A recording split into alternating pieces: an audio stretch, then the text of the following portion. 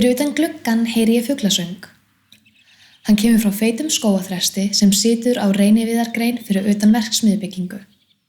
Þrösturinn hefur ekki hugmynd köttinn sem læðist laumulega eftir trjágreininni og þeirra hættu sem hann í.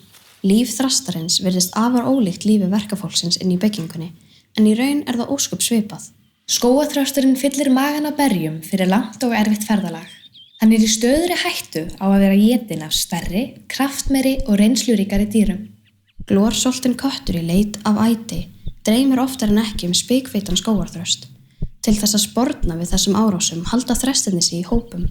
Þó þeir virðast smáir og varnarlausir við fyrstu sýn, getur fjöldinn verið þeirra styrkur. Þessu atferli hægt að líkja við fólkið í verksmiðjunni.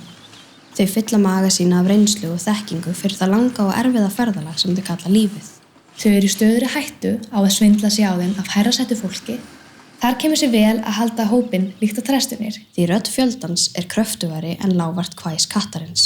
Ólíkt þröstunum getur verkafólki krafist úrbóta á óréttlátri meðferð. Alþýðusamband Íslands hefur staðið við bakið á verkalýð Íslands seinustu öldina og barist fyrir bættum kjörum